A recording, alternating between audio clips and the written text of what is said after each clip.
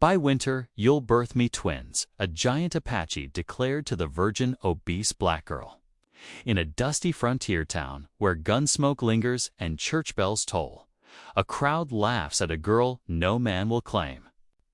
But then, the ground shakes as a towering Apache steps forward.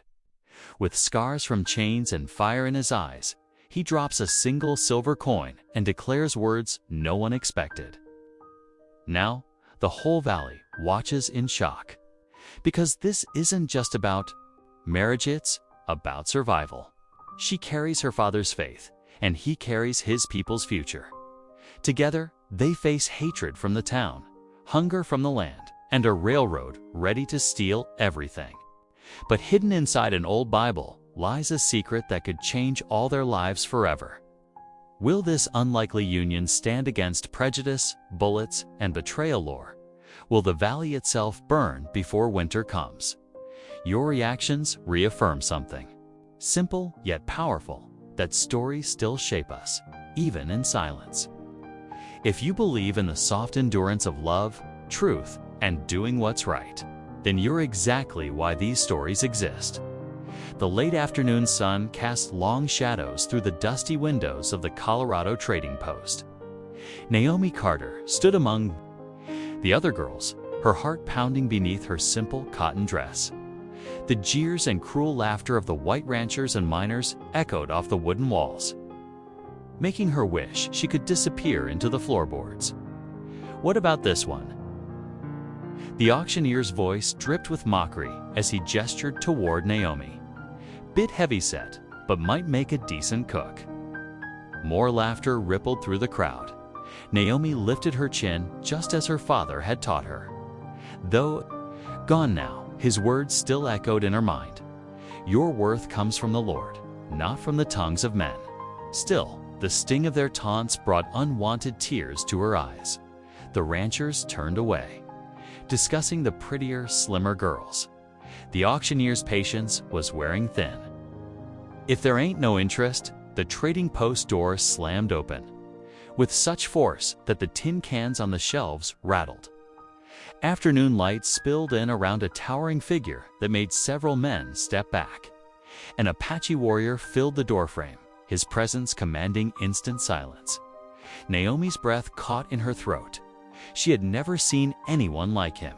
Scars marked his proud face, telling stories of battles and survival.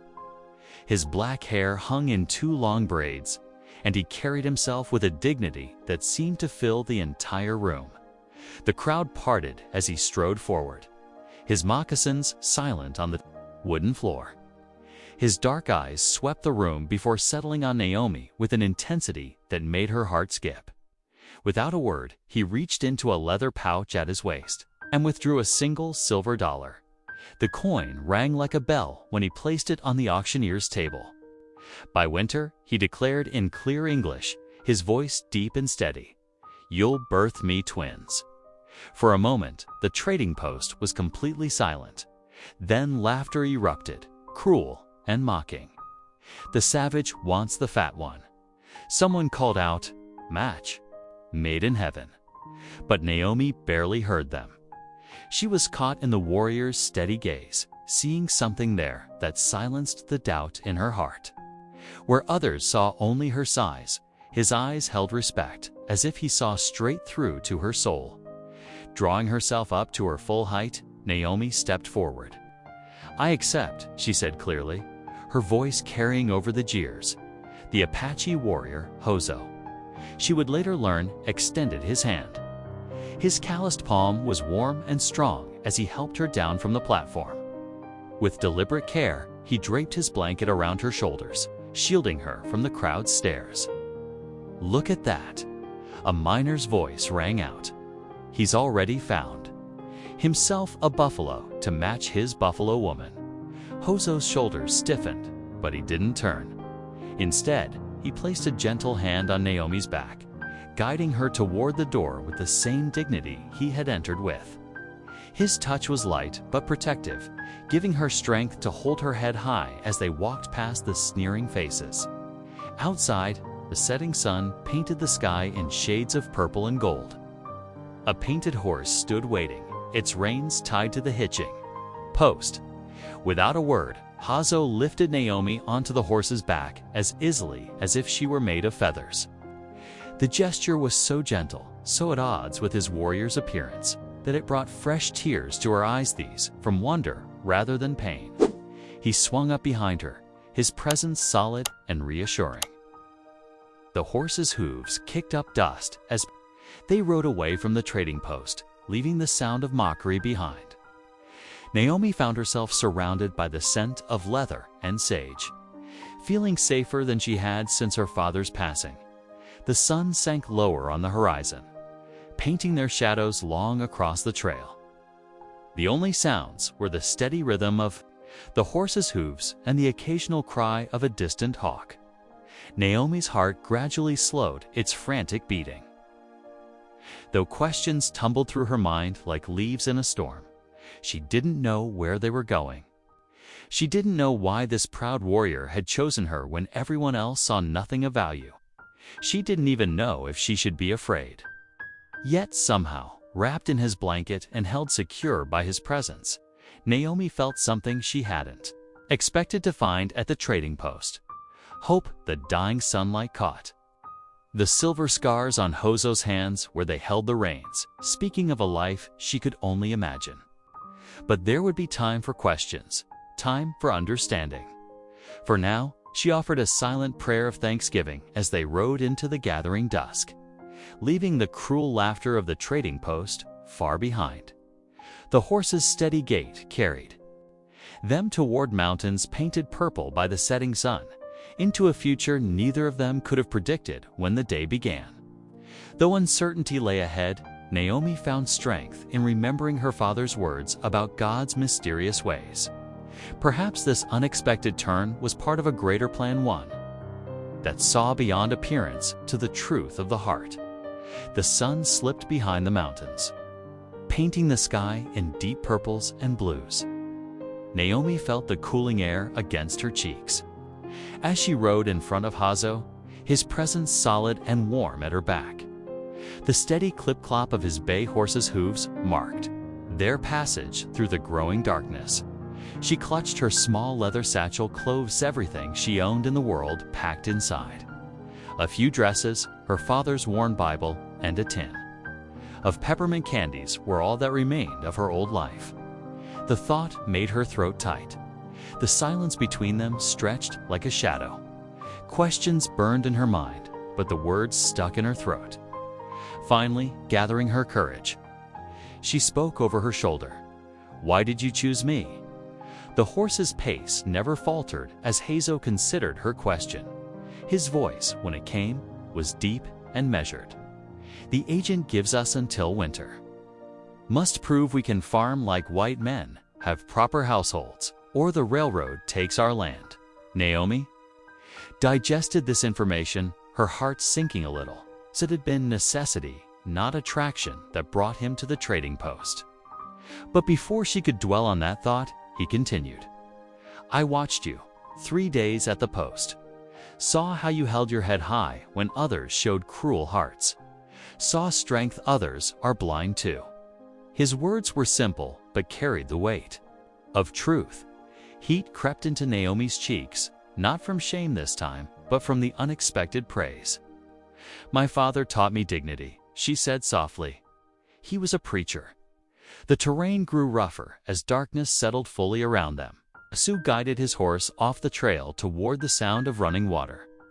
"We camp here," he announced, bringing the horse to a stop near a small creek. He dismounted first, his movements fluid despite his size. When he reached up to help her down, his hands were gentle but sure. Naomi's legs trembled from the long ride, and she steadied herself against the horse's warm flank. Hazo worked with practiced efficiency, gathering wood and starting a small fire while Naomi found her footing. Soon, the flames cast dancing shadows on the creek bank. He produced a battered coffee pot from his saddlebags, along with strips of dried meat and hard biscuits. The coffee's rich aroma filled the air as it boiled over the fire. Hazo poured the dark liquid into 2 tin cups, handling them carefully. By their wire handles, he passed one to Naomi along with her share of the jerky and biscuits, before taking a bite. Naomi bowed her head and folded her hands in her lap. "Dear Lord," she prayed softly, "thank you for this food, for safe passage, and for—" She hesitated briefly for new beginnings. Amen. When she looked up, she found Hazo watching her with curiosity in his dark eyes. "You speak to Creator," he observed. "Yes," she replied. "My father taught me that all good things come from him." Hazo nodded slowly, as if considering her words. They ate in companionable silence, the fire crackling between them and nightbirds calling in the distance. As the night deepened, the temperature dropped sharply. Naomi tried to suppress a shiver, but Hazo noticed. Without a word, he rose and retrieved a thick blanket from his gear. As he draped it around her shoulders, the firelight caught the silver scars circling his wrist marks left by chains. Naomi's breath caught in her throat. The evidence of his suffering was written clearly on his skin, yet here he was, sharing his blanket with a stranger. She clutched the warm fabric closer, suddenly understanding that there was much more to this proud man than she had first assumed. "You should sleep," Hazo said, settling back on his side of the fire. "Long ride tomorrow. Trail is rough to the settlement." Naomi nodded, arranging herself as comfortably as she could on the hard ground. The blanket smelled of sage and wood smoke, and despite her uncertainty about what lay ahead, she felt oddly safe. Sleep was slow to come. She lay watching the stars wheel overhead through the tree branches, listening to the creek's gentle music. Across the dying fire, Hazo sat in silent vigilance, his profile strong against the night sky. Dawn came with pearls of dew on the grass and mist rising from the creek. They shared the last of the coffee and mounted up again, continuing their journey as the sun climbed higher. The terrain grew increasingly rough, the horse picking its way carefully along narrow trails and over rocky ground. Naomi found herself studying Hazo's hands on the rain-strong hands that had known chains, yet still offered gentleness. She thought about his words regarding the land, about proving himself to keep his people's home. A mix of emotions stirred in her heart, lingering unease about this sudden change in her life, but also a growing respect for his honesty and the quiet care he had shown her his people's need for land. His careful observation of her character, the gentle way he shared his blanket, these things spoke louder than words. Whatever lay ahead at the settlement, Naomi realized that this man had chosen her not just for convenience, but because he had seen something in her that others had missed. That knowledge gave her strength as they rode on through the morning light, the horse's steady gait carrying them toward their uncertain future. Late afternoon sun filtered through pine branches as wisps of wood smoke rose into the cloudless sky. Naomi caught her first glimpse of the settlement through the Treza collection of log cabins nestled in a sheltered valley, their rough-hewn walls weathered gray by sun and rain.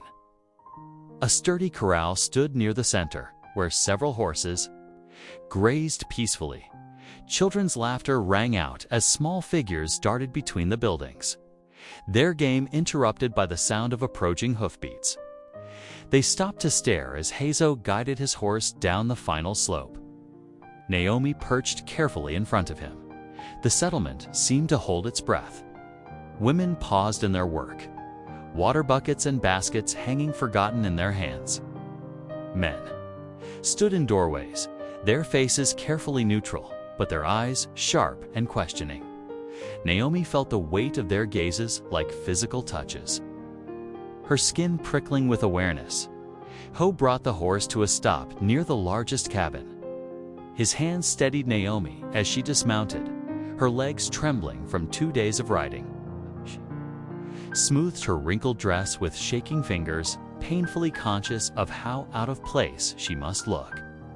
"Come," Hazo said quietly. He led her toward a group of older women who had gathered near one of the cooking fires. Their faces were lined with years of sun and wisdom, their dark eyes studying Naomi with undisguised skepticism. "This is Naomi," Hazo announced in English, his voice carrying across the sudden silence. "She will be my wife," whispers rippled. Through the gathering crowd, Naomi saw their glances taking in her heavy figure, her dark skin so different from theirs. One woman muttered something in Apache that made others nod in agreement, remembering her father's lessons about greeting. Strangers with grace, Naomi stepped forward and bowed her head respectfully. "I'm grateful to meet you," she said, her voice clear despite her nervousness. "Please, let me help with whatever work needs doing." A woman stepped forward from the group. She was perhaps in her 30s, with a stern face and capable hands. "I am Tianita," she said, her English precise but accented. "You want to help? Good. We need water from the creek." She pointed to 2 large wooden buckets. The challenge in her voice was unmistakable. Naomi squared her shoulders and picked up the buckets. They were heavy, even empty, the rough wood catching against her palms. Tianita led her to a narrow path that wound down to the creek, watching. As Naomi filled the first bucket, the weight was shocking. Water sloshed over Naomi's skirts as she struggled to lift it. Her arms trembled with the effort, but she gritted her teeth and picked up the second bucket too. The walk back up the path seemed endless. Sweat trickled down her back as she concentrated on each step, one foot, then the other. The buckets grew heavier with every moment, threatening to pull her shoulders from their sockets. A few drops spilled, then more, but she kept moving. By the time she reached the top, her arms were shaking violently. She set the buckets down as gently as she could, fighting to catch her breath. Without a word, Tianita pointed back toward the creek. 3 more trips Naomi made, each harder than the last. Her muscles screamed in protest.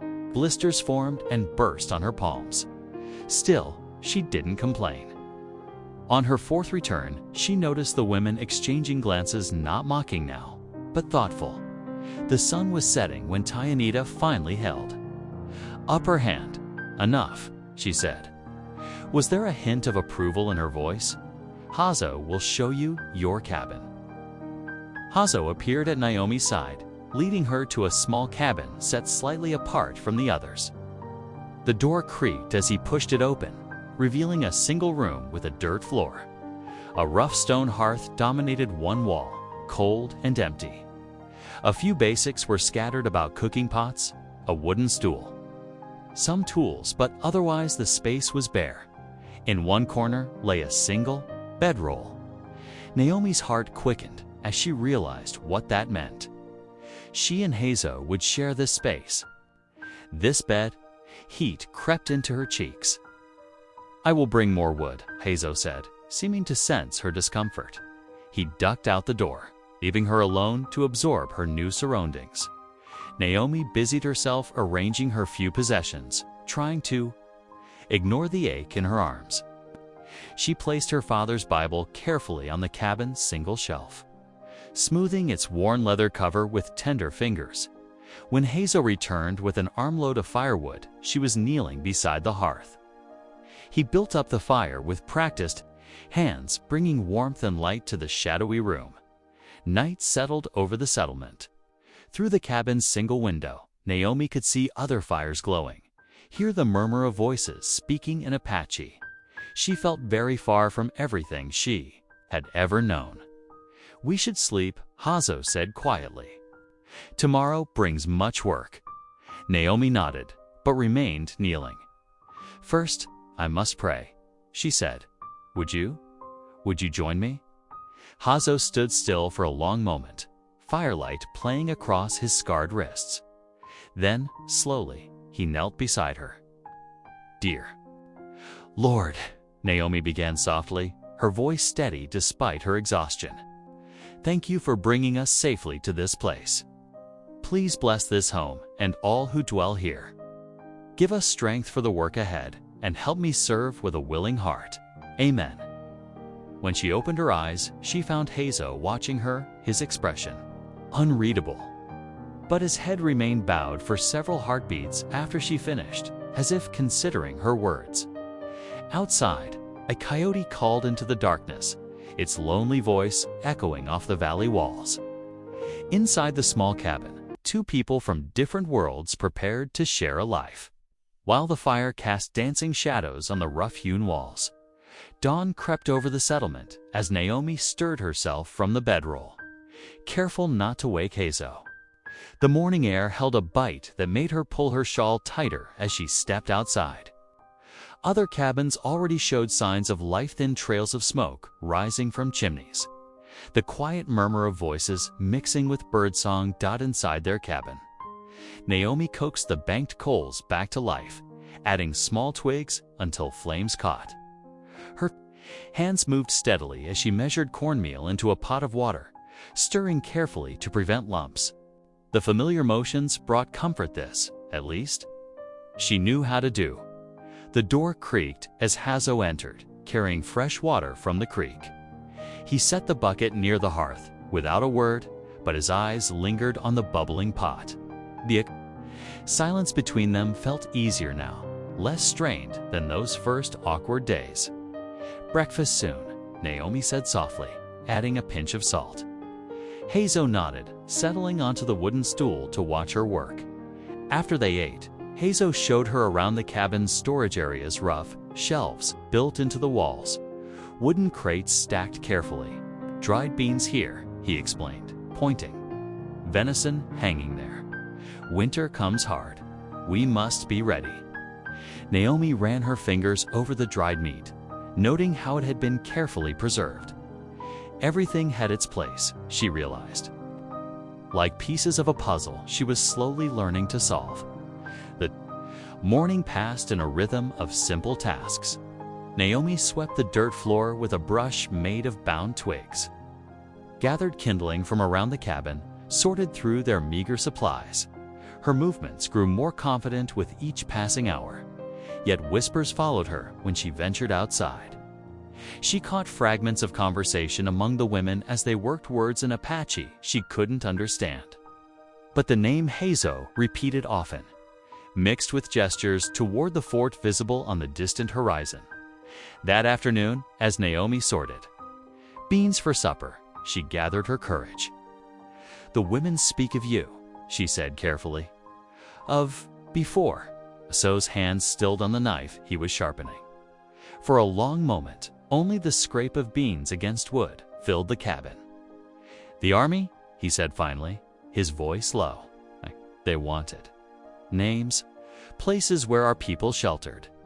His fingers traced unconsciously over the thick scars circling his wrists. "I would not tell them." Naomi's heart ached at the pain in his voice. "How long did they keep you chained?" 3 seasons. His eyes grew distant. "Till my people bargained for my release. Now we farm their land, live as they say, but we keep our ways." His jaw tightened. "I keep my silence." Naomi set down her bowl of beans. Slowly, careful not to startle him, she reached out and touched his scarred wrist. "Your silence protected many," she said softly. "That's a powerful kind of strength." Hazo's eyes met hers, something shifting in their depths. He covered her hand with his own rough palm against smooth and squeezed once before letting go. Evening brought cooler air and the smell of cooking fires. Naomi stirred their simple supper of beans and cornbread, adding small pieces of dried venison for flavor. As they ate, movement caught her eye-small faces peering around the cabin's doorframe. Children from the settlement watched with undisguised curiosity as Naomi cleared away the dishes. One brave soul ventured a step inside when she began humming as she worked an old hymn her father had loved. "What song?" the child asked in halting English. Naomi smiled, continuing to hum. More children crept inside, drawn by the melody. Even a few women appeared in the doorway, their usual reserve softened by interest. "Amazing Grace," Naomi explained, then began to sing softly. "Amazing Grace, how sweet the sound that saved a wretch like me." Her voice filled the small cabin, rich and clear. One of the women nodded in recognition. Perhaps she had heard missionaries sing it before. She began to hum along, and others joined her. The harmony grew naturally, Apache voices blending with Naomi's in a way that made her heart swell. When the song ended, a child giggled, the sound startling and bright. Another joined in, and suddenly the cabin rang with laughter. Naomi caught Hazo watching from his corner, something like wonder in his expression. She hadn't seen him smile before, but now the corners of his mouth lifted slightly as another child requested a song. As darkness settled over the settlement, the visitors gradually drifted away. Naomi knelt by the bedroll, clasping her hands in prayer. "Thank you, Lord," she whispered, "for this new family you're building, for songs and laughter, for work and healing, for hope." She felt Hazo settle beside her, not praying perhaps, but present. Outside, coyotes called to each other across the valley. Inside, in their small cabin warmed by firelight, something new was taking root, delicate as a seedling, strong as grace. The scent of wood smoke lingered in Naomi's shawl as she prepared for sleep, mingling with the familiar smells of cornbread and beans. Her arms ached from the day's work, but it was a good ache, earned through useful labor. As she drifted toward sleep, the evening's hymns echoed in her memory. Apache voices harmonizing with her own, a song of two worlds beginning to blend. The morning sun climbed high as Hazo led his bay horse from the corral, Naomi following with uncertain steps. The horse's coat gleamed copper in the light, muscles rippling beneath as it tossed its head. "First, you must know him," Hazo explained, placing Naomi's hand on the horse's neck. "Feel his breath. Let him know yours." The horse's skin twitched under her touch, warm and alive. Naomi stroked the strong neck, remembering their rushed ride from the trading post. "I was so afraid of falling that first day," she admitted. "Today, you learn proper." Hazo's voice held patience as he demonstrated mounting. Left foot in stirrup. Grab mane here, not reins. Push up strong. Naomi gathered her skirts, face flushing as she struggled to copy his movements. Her first attempt ended with an ungraceful scramble, but Hazo's steady hands caught her elbow, helping her settle in the saddle. "Back straight," he instructed, adjusting her posture. "Heels down, hold reins like this, gentle but firm." His calloused fingers positioned hers correctly on the leather straps. They practiced in the corral until Naomi's legs ached. Walking, then trotting in circles as Hazo called out reminders. Move with him, feel his rhythm. Gradually, Naomi's tension eased. Her body began to follow the horse's motion naturally. By midday, sweat dampened her collar, but pride warmed her chest. She could guide the horse in figure eights now, turning him with subtle shifts of weight and rein. "Good," Hazo said simply when she dismounted. Coming from him, the word felt like high praise. The afternoon brought new lessons. Hazo set up tin cans on a fallen log behind the settlement. The rifle he showed her was well worn but clean, its wooden stock smooth from years of use. "Single action," he explained, demonstrating how to cock the hammer and squeeze the trigger. "Breathe out when you shoot. Like prayers, low, steady." Naomi's hands trembled as she accepted the weapon. It felt heavy, dangerous. But Hazo positioned her carefully, adjusting her stance and grip until the barrel steadied. "Now," he said softly, "find your target." The first shot went wide, making her flinch. But Hazo didn't laugh or scold. He simply reloaded, showed her again. By the fifth shot, she'd knocked a can off the log. "You have steady hands," Hazo observed. "Good eyes." "Papa taught me to sew straight seams," Naomi said. Maybe it's not so different, finding the right line, holding true. That evening, Naomi stirred a pot of rabbit stew, adding herbs the tribal women had shown her that morning. Wild onions and sage filled the cabin with promising aromas. She'd watched carefully as they'd pointed out which plants to gather. Memorizing their Apache names, the door opened, bringing the scent of wood smoke as women from the settlement entered. They carried wooden bowls, drawn by the smell of cooking. Naomi's heart beat faster as she served them, watching anxiously as they tasted Tayanita. The widow who'd first challenged her took a slow spoonful. Her eyebrows rose. She spoke rapidly in Apache to the others, who nodded in agreement. Though Naomi couldn't understand the words, their appreciative faces told her enough. Even the elders came to sample the stew, accepting bowls with dignified nods. One ancient grandmother patted Naomi's hand after tasting, speaking words that made the others smile. She says you cook with respect, Hazo translated. You listen well to the plant's teachings. Later, as they finished their own supper, Naomi gathered her courage. Thank you, she said softly, for your patience with me. The writing lessons, the shooting I know I'm slow to learn. Hazo looked at her steadily across the firelight. You carry the endurance of mountains, he said. Each day, you grow stronger, like the oak that bends but does not break. Warmth bloomed in Naomi's chest at his words. She busied herself with cleaning their bowls, oddly shy under his gaze. Night settled over the settlement, bringing cricket song and the first evening stars. Hazo sat outside the cabin door, his knife moving steadily over a piece of wood. Shavings curled away, revealing smooth curves and gentle hollows. Naomi brought him a cup of coffee, settling nearby to watch him work. The wood was taking shape, becoming something familiar. Is that a cradle board? She asked hesitantly, recognizing the traditional baby carrier from ones she'd seen women wearing. Hazo nodded, his knife never pausing. For our children, he said simply. When they come, Naomi's hands twisted in her skirt. But what if I can't? The town's cruel laughter echoed in her memory. I trust God's timing, Hazo interrupted gently. His dark eyes met hers. The Great Spirit knows the season for all things. Like the rain that comes to the dry earth, life will come when it is meant to.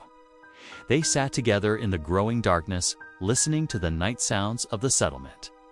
Coyotes called in the distance, their voices rising and falling like wild prayers. The silence between them felt comfortable now. Rich with understanding, Naomi watched Hazo's hands move over the cradle board, each stroke patient and sure. Like his teaching, like his faith in her. The wood grain emerged under his knife, telling its own story of growth and time. The stars wheeled overhead, ancient and bright. Naomi breathed in the scent of fresh-cut wood and coffee, of sage and settling dust. Here, in this moment, fear had no place. There was only the quiet companionship of two souls learning to trust in each other, in God's timing, in the strength that comes through patient love. Golden light painted the cornfields as women moved between the tall stalks, their baskets growing heavy with late summer's bounty. Naomi worked alongside them, her hands gentle as she gathered the ripened ears. Sweat dampened her collar despite the cooling autumn air. Across the field, Hazo and other men harvested squash, their knives flashing as they cut thick vines. The vegetables lay in bright orange heaps, ready for winter storage. Children darted between the workers, collecting fallen kernels in small pouches. A good harvest, Tayanita declared, pausing beside Naomi. The widow's weathered face creased in a rare smile. The land gives when we respect its ways. Naomi nodded, thinking of how much she'd learned since arriving. The Apache women had taught, heard their planting songs, shown her how to listen to the earth's rhythms. Her father's Bible verses about sowing and reaping held new meaning now, as the sun began its descent. Smoke rose from cooking fires at the settlement center. Women assembled around stone-lined pits where meat turned on spits. The aroma of roasting venison and rabbit filled the air. Tayanita touched Naomi's arm, leading her to a cabin where several elder women waited. They held out a shawl-deep red wool embroidered with intricate patterns. "For you," Tayanita explained, draping it around Naomi's shoulders. "You have worked beside us, learned our ways. Tonight, we feast as family." Tears pricked Naomi's eyes at the unexpected kindness. The shawl's weight felt like an embrace, its colors rich against her dark skin. She touched the patterns reverently, recognizing symbols of rain, corn, and mountains that she'd learned too. Understand, the feast began as dusk painted the sky in purple and gold. People gathered around the fires, passing wooden bowls filled with tender meat and fresh corn cakes. Children played tag between the adults, their laughter mixing with the murmur of conversation. Drums began to pulse, a steady heartbeat rising. From the shadows, young men took turns telling stories, their voices carrying across the firelight. Women added harmony with rattles made from gourds, the rhythm growing more complex. Naomi sat beside Hazo, their shoulders touching. The borrowed shawl wrapped her in belonging so different from the rejection she'd known before. Her heart swelled with gratitude. As the evening deepened, an elder gestured for silence. He spoke in Apache, his words formal. Hazo squeezed Naomi's hand, translating softly. He asks for songs to bless the harvest, to thank the Creator. Naomi felt a gentle nudge from Tayanita. Sing your prayer songs, the widow encouraged. Share your heart's voice. Drawing a deep breath, Naomi stood. The firelight flickered across faces, turned expectantly toward her. Her voice trembled as she began the first notes of Amazing Grace, the hymn her father had loved best. The sound carried clear and true across the gathering. Though the words were strange to most ears, the emotion in her voice needed no translation. She sang of being lost, then found, of grace beyond measure. A soft drumbeat joined her song. Naomi turned to see Hazo, his hands moving steadily on a small drum. The Apache rhythm wove through her melody, like a river joining its waters to the sea. The blend of sounds spoke of two traditions becoming one. Other drums joined, then rattles. Women began to hum, picking up the melody.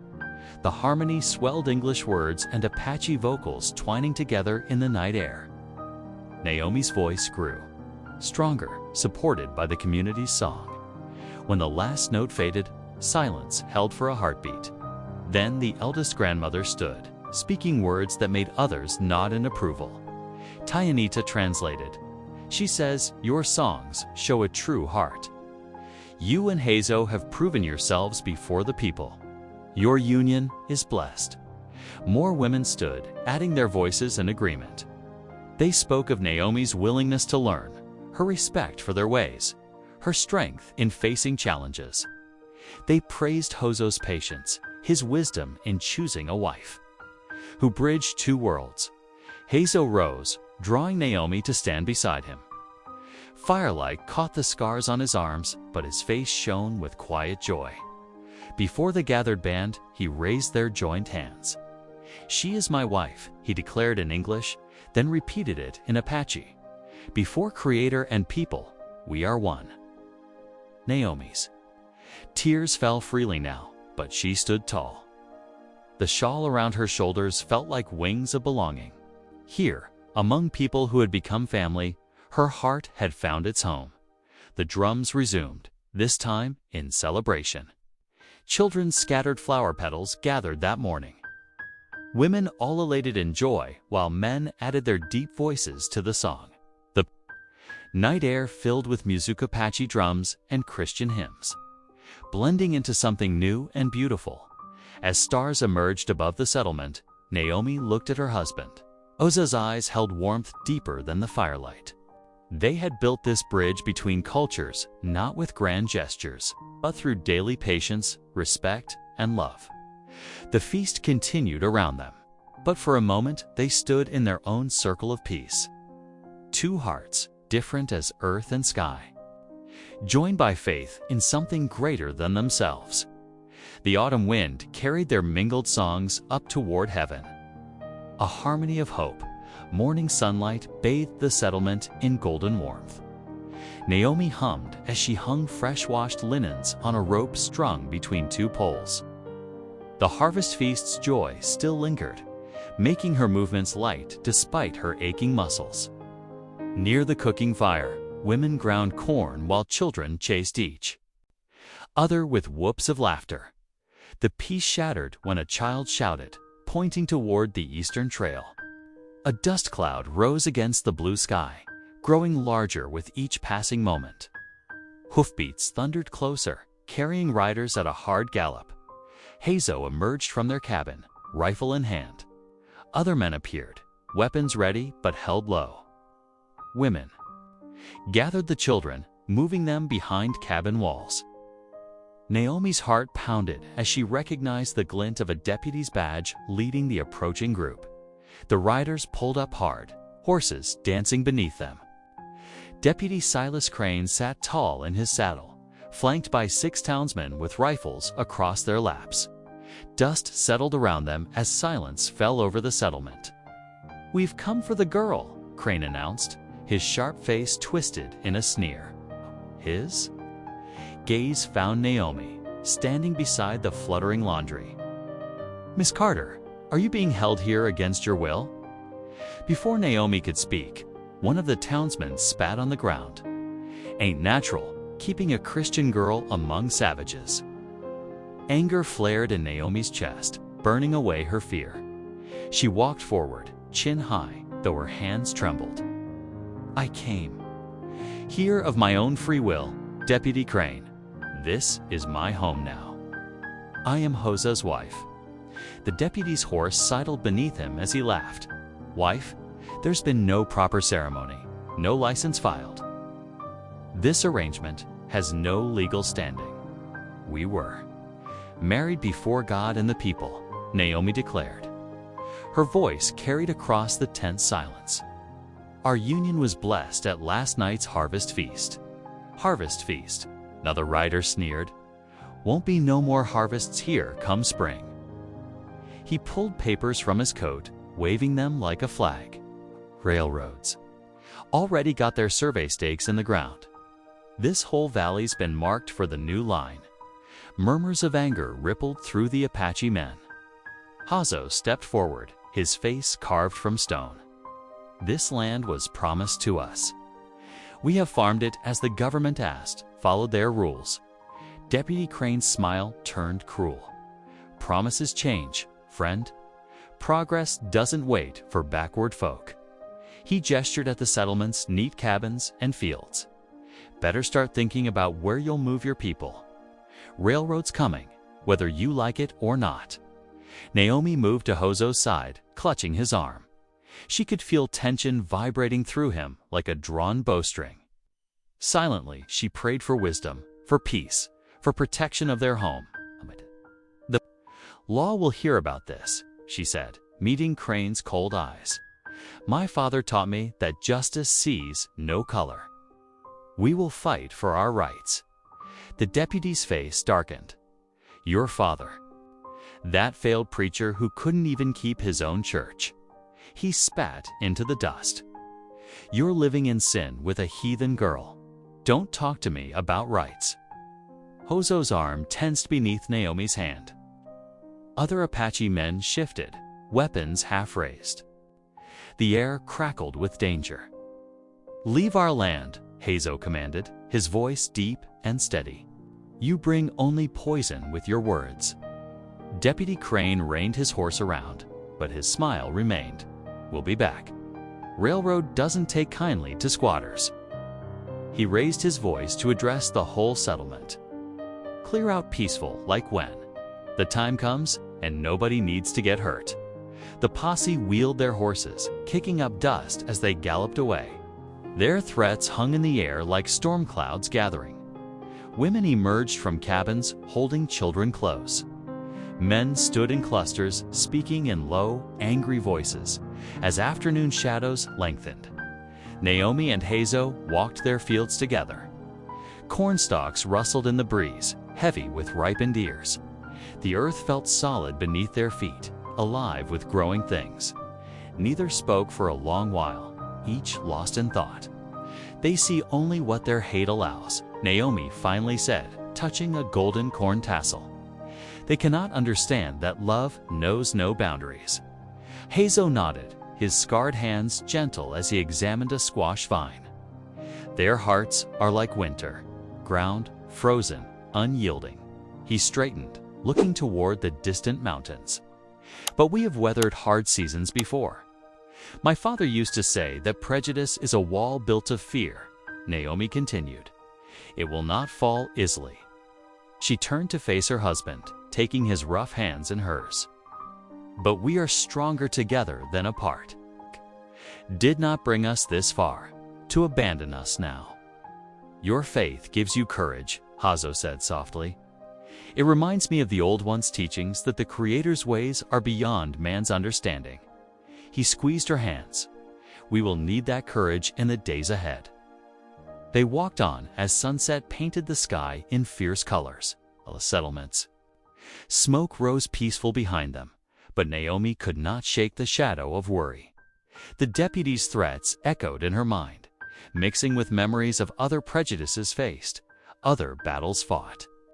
"The railroad has money and government power," she said, voicing her fears. "How can we stand against such force?" Hazo stopped, turning to face the setting sun. His profile was strong against the golden light. "We stand as we always have, with truth, with dignity, with the strength of our people." He looked down at Naomi, his eyes warm. "And now, with the power of two peoples joined as one." Naomi leaned against his strength, drawing comfort from his steady presence. Together they watched darkness creep across their fields, knowing that tomorrow would bring new challenges. But for now, they had this moment, two hearts, bridging ancient divisions, finding love despite the world's cold judgment. The evening star appeared above the mountains, bright and unwavering. Like their faith, like their commitment to each other, it shone through gathering shadows. Whatever storms approached, they would face them together. Crisp autumn winds rustled through golden aspen leaves as Hazo and Naomi worked to strengthen their cabin against the approaching winter. The afternoon sun cast long shadows across the clearing as Hazo climbed onto the roof, methodically patching gaps with strips of bark and pine pitch. Naomi handed him materials from below, her movements growing more confident after weeks of shared labor. "Mind them loose shingles near the chimney," she called up, shielding her eyes against the sun. "Smoke's been drifting something fierce when the wind blows wrong." Hazo nodded, working the pitch into the cracks with practiced hands. "Winter comes quick to these mountains," he said, "but our home will be ready."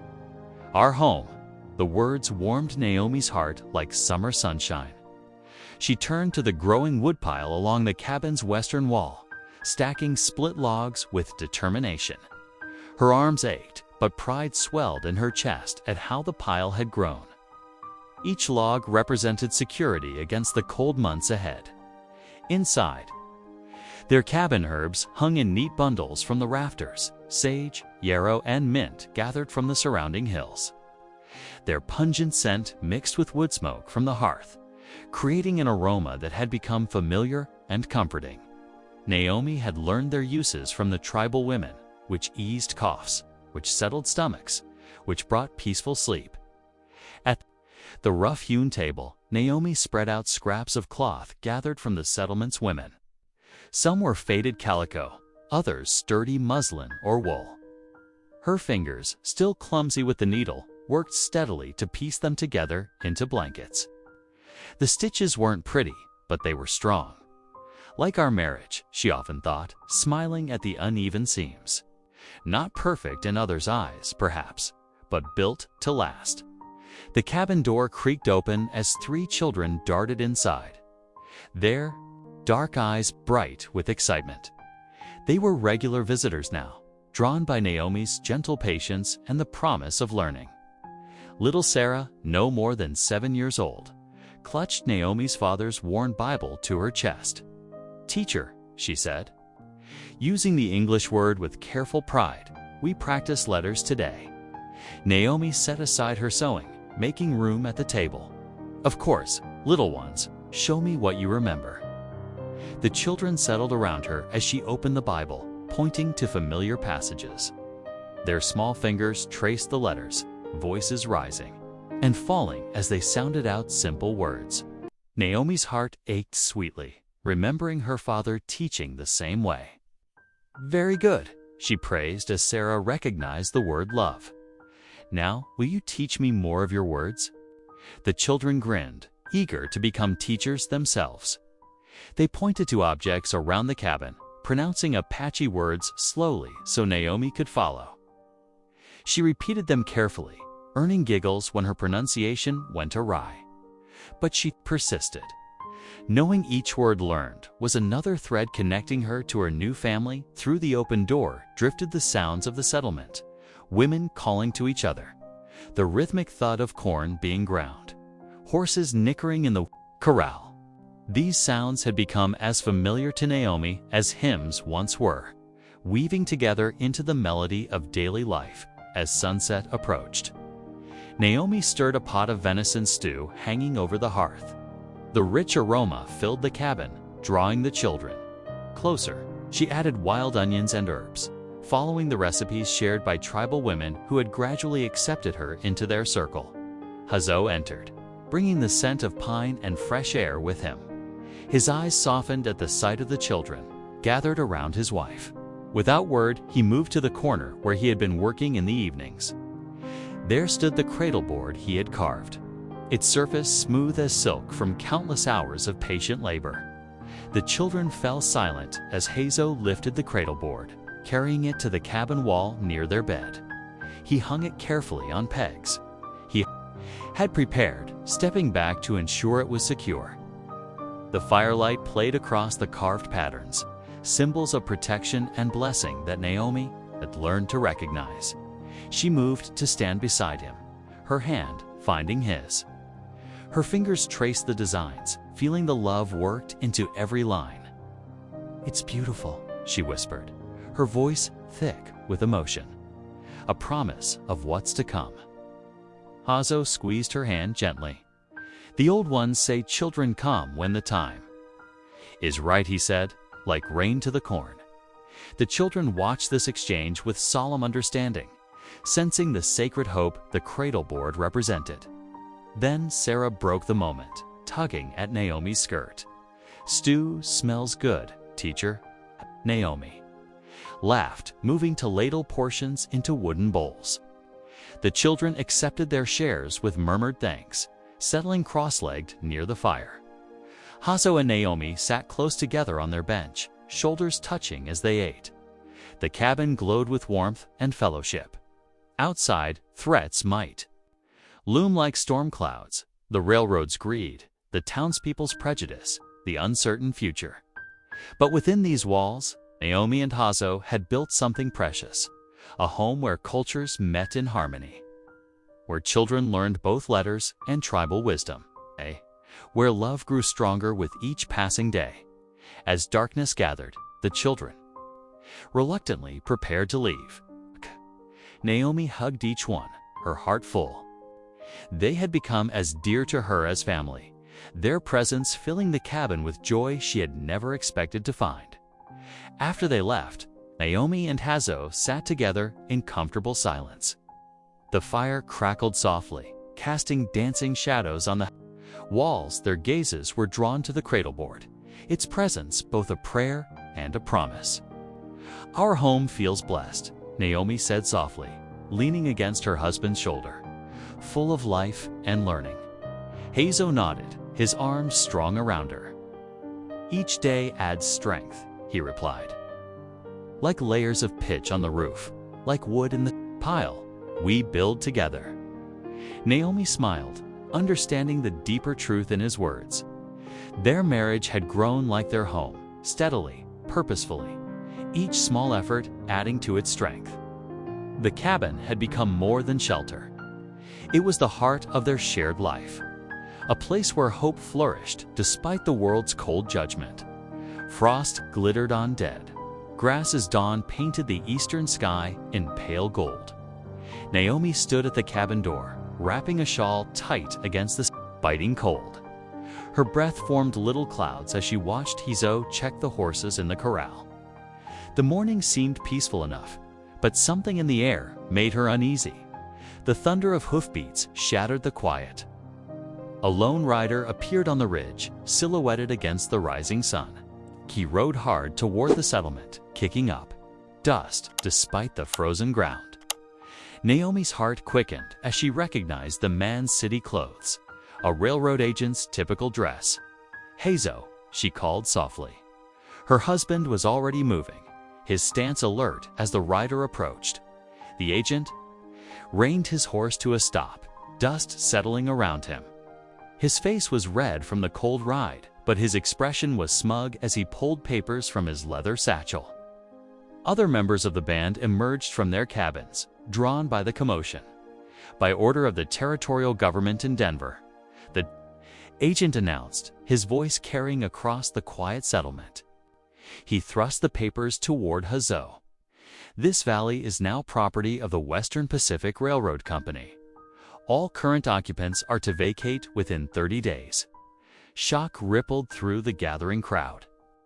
Naomi moved to Hazo's side as he examined the documents, his face carved from stone. The agent's horse shifted nervously, sensing the tension.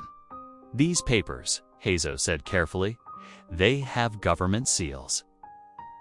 "Signed by 3 territorial judges," the agent replied. "It's all legal and proper. This land was never officially deeded to your people. The railroad's claim takes precedence." Naomi's hands trembled as she peered at the documents. Official stamps and flowing signatures covered the pages, each one a threat to everything they'd built. Without this land, their carefully tended fields would be lost. Their cabin, with its patched roof and herb-hung rafters, would be torn down for railroad ties. "Children," she whispered, thinking of the empty cradleboard on their cabin wall. "Where would we raise our family?" The agent's eyes flicked to her, then away, dismissive. "That's not the railroad's concern. You have 30 days." He wheeled his horse around and spurred it into a gallop, leaving chaos in his wake. Word spread quickly through the settlement. By nightfall, council fires burned bright against the darkness. The band gathered in clusters, voices rising and falling as debate raged. Naomi sat beside Hazo in the circle of leaders, her father's Bible clutched tight in her lap. "We should fight." Young warriors paced, anger burning in their eyes. "Our ancestors would not surrender their lands to iron horses. The soldiers would come," older voices cautioned. "Remember the chains, the prisons. We must find another way." Naomi listened, her heart heavy with the weight of it all. She opened her Bible, fingers tracing familiar verses about justice and mercy. The firelight flickered across the pages, and she felt a strange stirring in her spirit, as if God was trying to tell her something important. Hazo sat silent through most of the debate, his face shadowed. When he finally spoke, his voice was steady. "We chose this valley to farm because the old ways are changing. Now they want even this small piece of earth." "The paper law is strong," an elder woman said. "Stronger than right or wrong."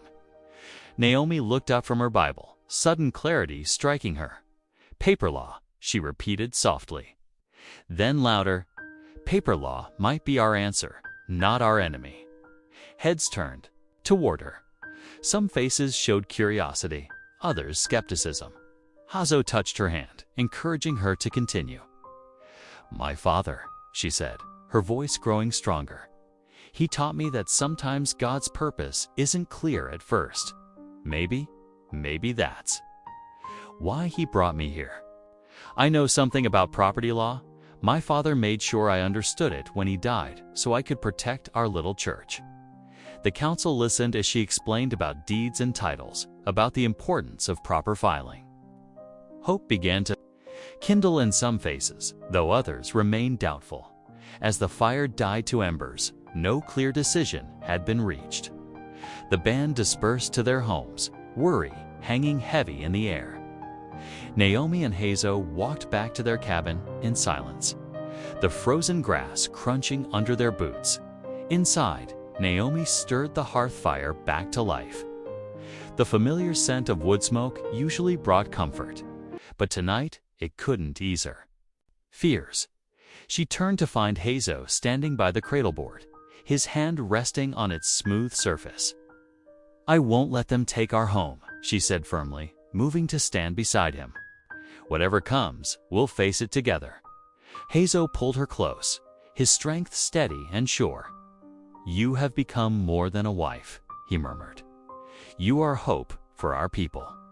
Naomi buried her face against his chest, breathing in his scent of leather and pine. "I'm scared," she admitted. "What if I can't help? What if I fail?" "Then we fail together," he answered simply. "But first, we try." They stood there in the dim cabin, holding each other as the fire crackled low. Outside, a coyote called to the rising moon, a lonely sound that seemed to echo the uncertainty in their hearts.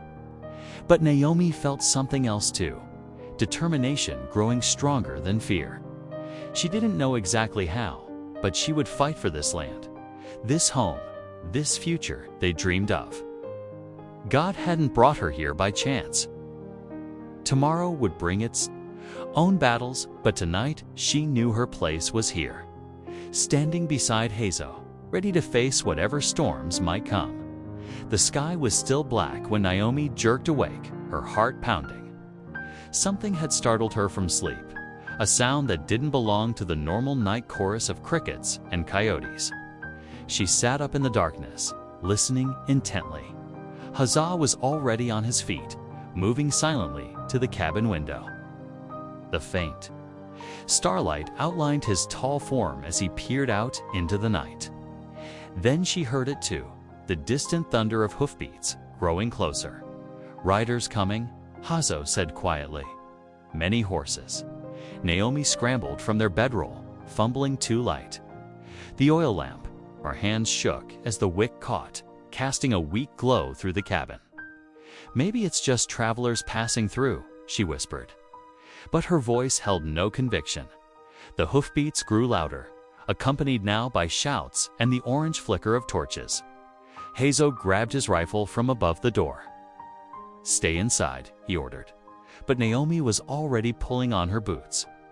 "I won't hide," she said firmly, following him onto the porch. The night exploded into chaos.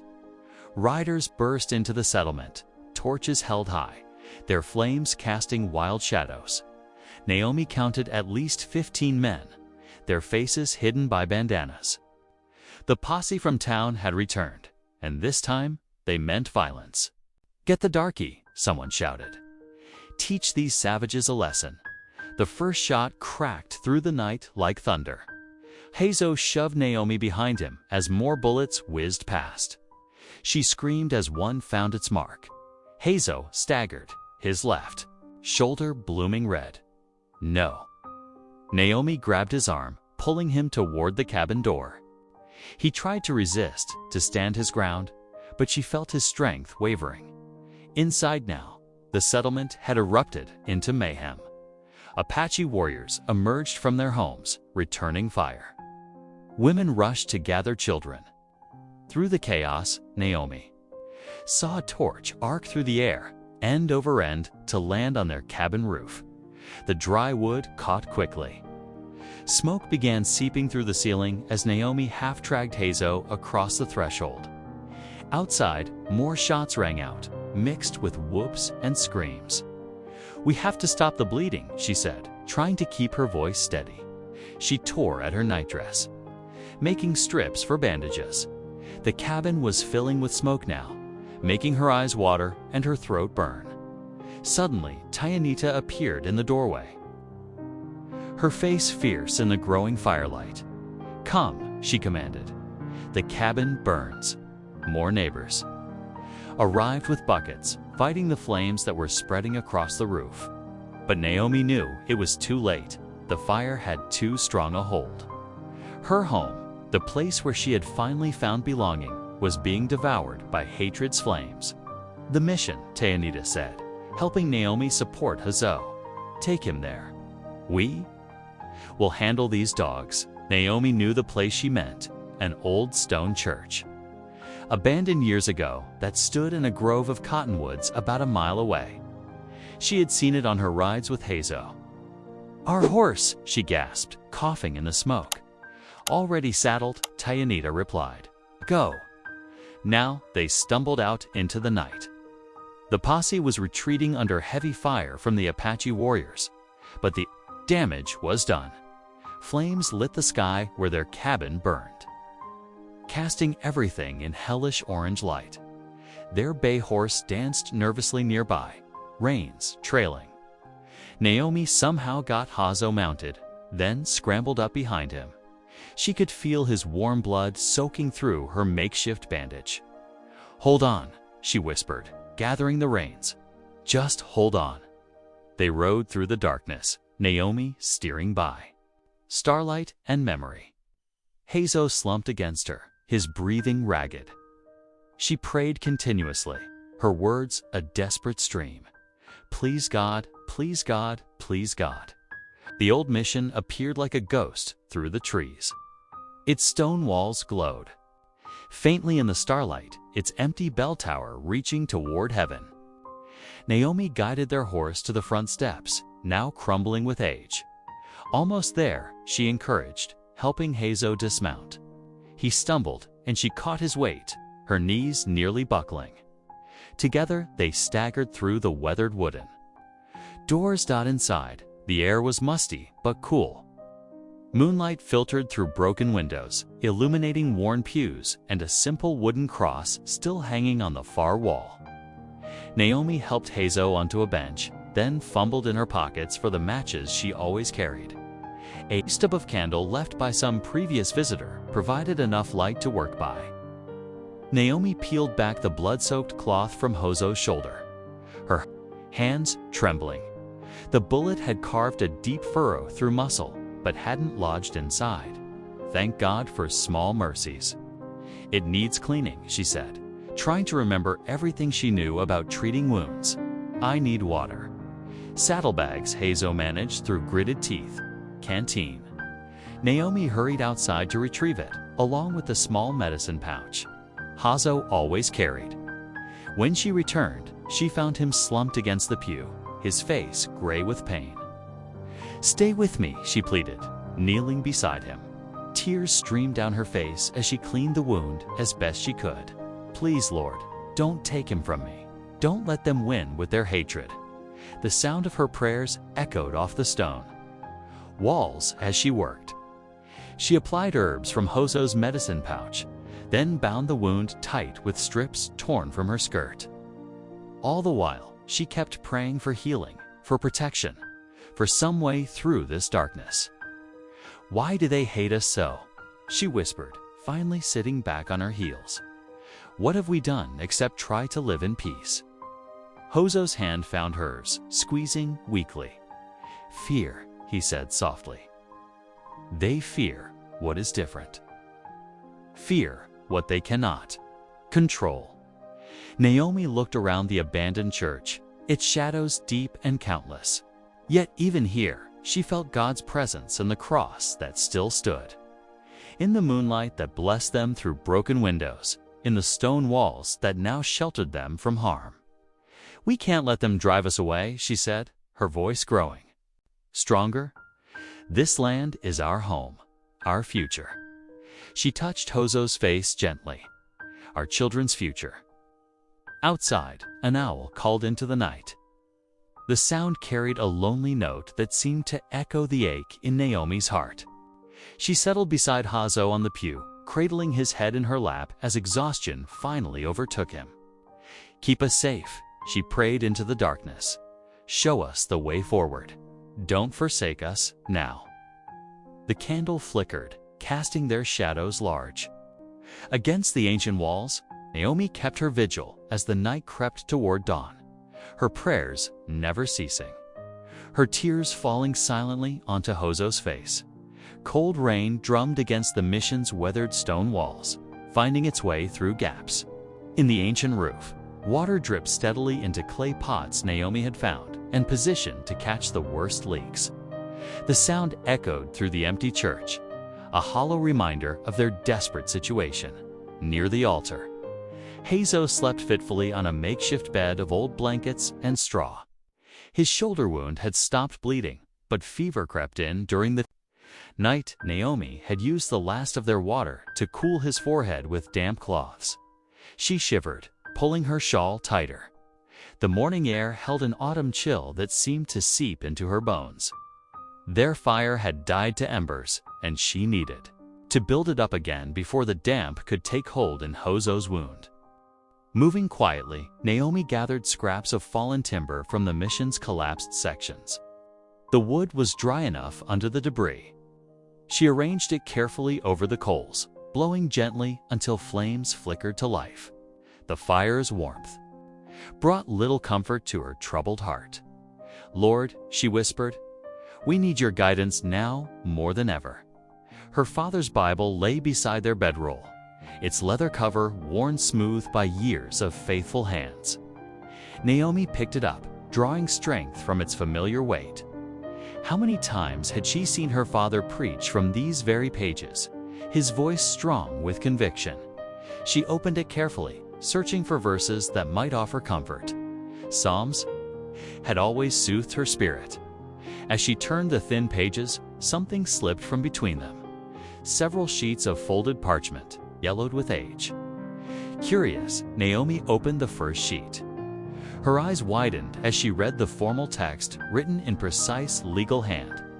"Be it known that on this 15th day of March, the year of our Lord 1869, Reverend Isaiah Carter is hereby granted title and deed to all lands encompassing Devil's Creek Valley." Her hands began to tremble. This was their valley, the very place where Hozo's people had settled. The document bore official stamps and signatures from the Territorial Land Office in Denver. "It cannot be," she breathed, but it was. Her father had owned this land, the deed properly filed and witnessed. More papers fell from the Bible, tax receipts, correspondence with territory officials. Even a hand-drawn map showing the valley's boundaries. Naomi's heart pounded. This wasn't just coincidence. Her father had never mentioned owning land here, yet he had carefully preserved these documents within his most precious possession. Why had he hidden this? A memory surfaced, her father speaking of justice, of how the Lord worked in mysterious ways to protect his children. Had he known? Had he somehow understood that one day these papers would be needed? "Sa," she called softly, moving to his side. "Sa, wake up." He stirred, eyes opening slowly. The fever had left him weak, but his gaze was clear as she helped him sit up. "Look," she said, spreading the papers before him.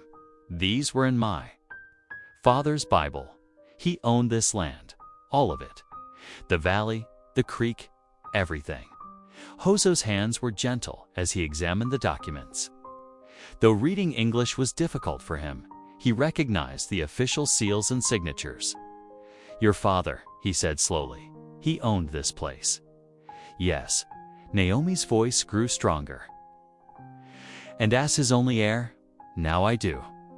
The railroad can't take what legally belongs to us, don't you see? This is God's provision." Hope flickered in Hozo's dark eyes.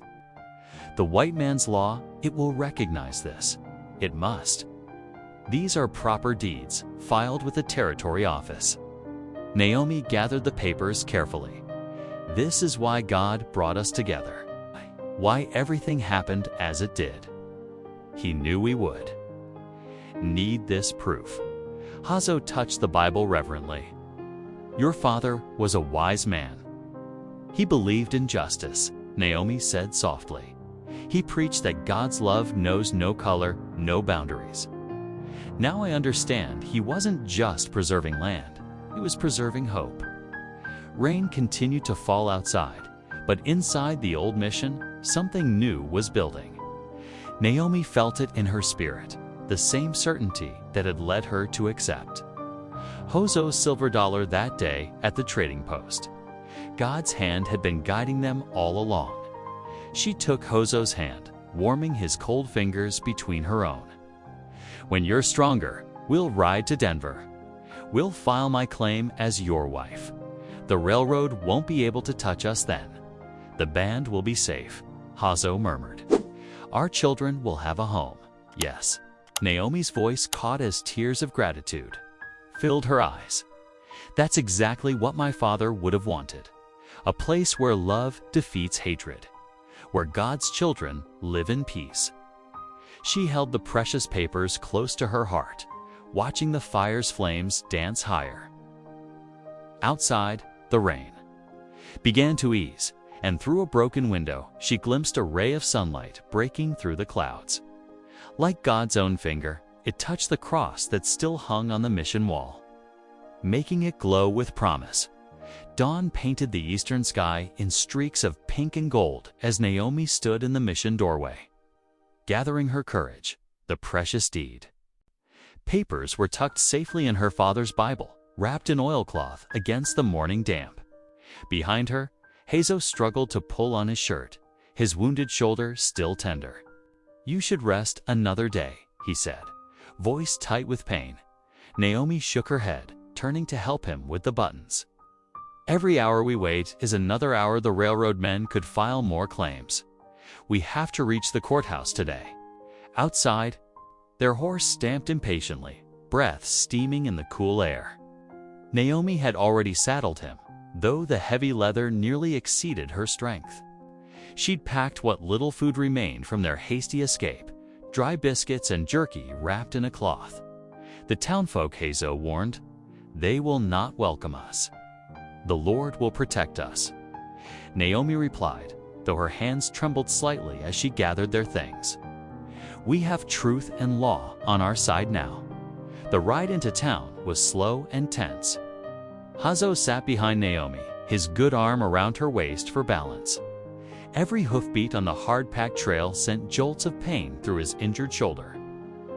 Naomi felt him stiffen each time they crossed rough ground, but he never complained. Morning mist clung to the valley floor as they descended from the mission hills. Through breaks in the fog, they could see the town's church steeple rising ahead. Wooden buildings lined the muddy main street, the general store, saloon, and at the far end, the courthouse with its proud American flag hanging limp in the still air. People stopped to stare as they rode past. Women gathered their skirts and hurried inside shops. Men stood in doorways, hands near gun belts. Naomi heard the whispers following them. "That's the Apache's woman. On ain't natural, and someone ought to do something." She kept her chin high, though her heart pounded. The courthouse steps loomed before them, worn wooden planks creaking under their boots as they dismounted. Hozo tied their horse to the hitching post while Naomi brushed trail dust from her skirts. Inside, the courthouse smelled of pipe tobacco and old paper. Morning light filtered through tall windows, catching dust motes in golden beams. Several townspeople already filled the wooden benches, drawn by news of their arrival. The railroad agent, Mr. Harrison, stood near the judge's desk, his expensive suit a stark contrast to Naomi's plain dress and Hozo's work clothes. Deputy Crane lounged against the wall, thumbs hooked in his gun belt. His sharp face twisted into a sneer as they entered. "Well, if it ain't the happy couple, come to surrender peaceful like." "We've come for justice," Naomi replied steadily, clutching her father's Bible. The judge, a thin man with wire-rimmed spectacles, looked up from his papers. "What business brings you before this court?" Naomi stepped forward, her voice clear in the hushed room. "Your Honor, I am Naomi Carter, daughter of Reverend Isaiah Carter. I've come to present evidence regarding ownership of Devil's Creek Valley." The railroad agent laughed. "The matter's already settled. We have legal claim to that land, signed and sealed in Denver. "If it please the court," Naomi said, unwrapping the oilcloth, "I have documents that prove otherwise." She approached the judge's desk, unfolding the yellowed papers with trembling fingers. The old man adjusted his spectacles, examining the deed carefully. His eyebrows rose as he noted the official territorial seal. "This appears to be a properly executed land grant," he muttered, "dated 1869. And these tax receipts?" He shuffled through the papers, growing more intent. The railroad agent rushed forward. "Impossible. Let me see those." "Step back, sir," the judge ordered sharply. "These documents are now evidence before this court." Murmurs filled the room as the judge continued his examination. Deputy Crane pushed away from the wall, face darkening with anger. Hazo moved closer to Naomi, his presence steady despite his injury. After several long minutes, the judge looked up. "This deed is authentic. The land grant predates any railroad claim by several years. Moreover, all taxes have been paid current through Reverend Carter's death." He fixed Naomi with a stern gaze. "As his sole heir, the property passes to you. By law." A gasp rippled through the crowd. The railroad agent spluttered, "But she's living with an Indian." "Surely that invalidates the law, says nothing about who she chooses to marry," the judge interrupted. "The deed is valid. The valley belongs to Miss Carter, or rather, Mrs. Hazo. Now, I presume." "This is an outrage." Deputy Crane exploded. "We can't let savages. That will do, Deputy," the judge said coldly. "The law is clear.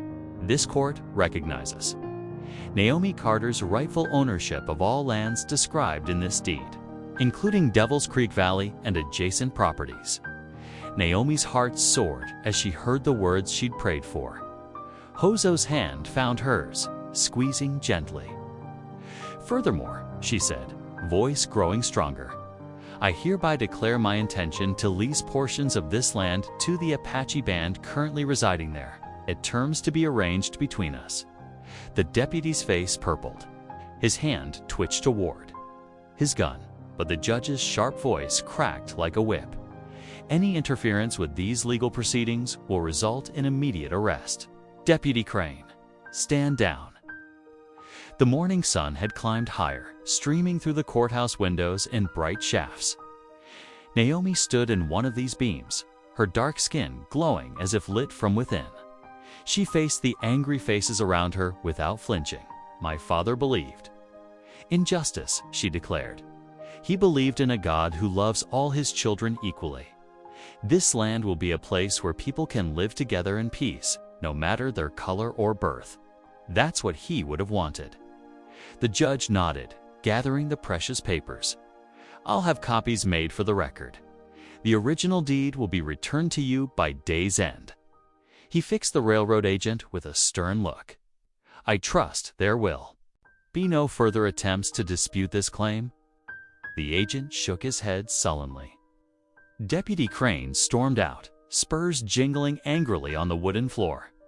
Gradually, the crowd began to disperse, though dark looks followed Naomi and Hazo as they made their way outside.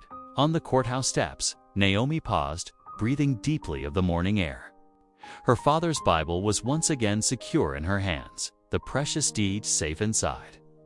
Beside her, Hazo stood tall, despite his wound, pride and love shining in his dark eyes. "You have won us a great victory," he said softly. Naomi smiled, tears of joy and relief spilling down her cheeks. "No, my love. God won it for us. He knew what we would need before we did." Together, they mounted their horse, heading back toward the valley. Their valley now, legally and truly. Behind them, the courthouse bell told the hour. It's clear. Notes ringing out across the town like a proclamation of justice served. The sun hung low on the horizon as Naomi and Hazo approached the band's settlement. The news of their victory had somehow reached ahead of them. Children ran alongside their horse, whooping with joy. Women emerged from cabins, and men paused in their work to gather around. "They cannot take our homes," Hazo announced in Apache. Then repeated in English for Naomi's benefit. "The valley is safe." Tianita, the widow who had first challenged Naomi to carry water, stepped forward with tears in her eyes. "Tell us how this miracle came to be." Naomi slid carefully from the saddle, helping Hazo down to protect his injured shoulder. The gathered people pressed close as she explained about her father's hidden deed and God's providence. Several of the elders nodded sagely, murmuring prayers in their own tongue. "The Creator works in ways we cannot see," said Whitefeather, one of the oldest women. She took Naomi's hands in her weathered ones. "You were sent to us, daughter. Both your God and our ancestors guided your path." The settlement buzzed with activity as women prepared a feast to celebrate. Children gathered late autumn flowers, weaving them into crowns. Even those who had once looked at Naomi with suspicion now smiled warmly. Calling her sister as twilight deepened, an unexpected figure appeared on the path, Reverend Thomas. From the town church, riding a dappled mare, he dismounted slowly, removing his hat. "I heard what happened at the courthouse," he said, approaching Naomi and Hazo. "The Lord worked through you today, child. Your father would be proud." Naomi's eyes welled with tears at the mention of her father. Would you bless our marriage, Reverend? Make it proper before God." The preacher smiled gently. "That's why I came."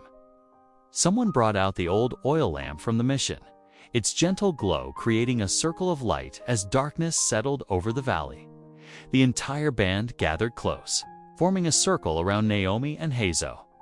Their shadows danced on the cabin walls as Reverend Thomas opened his Bible. "Marriage," he began, his voice carrying clearly in the evening air, "is ordained by God as a sacred union. Though some may question your love, remember that God looks not on the outward appearance, but on the heart." Hazo stood tall, despite his injury, his dark eyes fixed on Naomi's face. She reached for his hand, their fingers intertwining. "What God has joined together," Reverend Thomas proclaimed, "let no man put asunder." The words echoed across the settlement. Naomi's tears flowed freely now, and even Hazo's eyes glistened in the lamplight. The preacher raised his hands in blessing over them both as the community drew closer. Apache and Christian prayers mingling in the night air. Whitefeather stepped forward, draping a beautiful woven blanket around both their shoulders. "Two peoples, one family," she declared. "This is how peace grows." Unity filled the circle, not just between husband and wife, but between cultures, between faiths, between peoples who had once seen each other as enemies. Hope bloomed like the late autumn flowers in the children's hair, promising a future where love could triumph over prejudice. The first snowflakes drifted down like tiny white feathers, dusting the valley in a gentle blanket of white. The sound of hammering and sawing filled the crisp air as neighbors worked together to rebuild Naomi and Hazo's cabin. What had once been a solitary task was now a community effort. Apache men laying logs alongside settlers who had changed their hearts, women passing tools and bringing hot coffee to the workers. The new cabin rose stronger than before, its walls thick with clay chinking to keep out winter's chill. Stacks of firewood grew high against the outer wall, a bulwark against the cold months ahead. Smoke curled from the stone chimney, carrying the sweet scent of pine into the snow-filled sky. Inside, Naomi sat in a handmade rocking chair by the hearth, her hands resting on her swollen belly. The firelight danced across the wooden cradleboard hanging on the wall, now awaiting its purpose. She hummed an old hymn, mixing it with an Apache lullaby she had learned from Whitefeather. The door opened, bringing a swirl of snowflakes as Hazo entered, carrying 2 buckets of fresh water from the creek. His shoulder had healed strong, leaving only a scar to match the older ones. Setting down the buckets, he crossed to Naomi and knelt beside her chair. His eyes soft with wonder as he placed his hand beside hers. "By winter," he said softly, his voice holding a warmth that melted any lingering cold. "You gave me more than twins. You gave me a people's future." Naomi smiled, moving his hand to where the baby had just kicked. Outside, children's laughter rang clear across the snowy yard, playing in the fresh powder. Their voices mixed English and Apache words freely. A new generation, growing up without the barriers their parents had known. The firelight glowed on their faces as they sat together, casting warm shadows on the walls of their rebuilt home. In its light, you could see not just a man and wife, but the triumph of faith over fear, love over prejudice, and the promise of new beginnings that would stretch far beyond their own story. Thank you for watching. If this one reached you, consider subscribing. I'll be back tomorrow with more meaning, more humanity.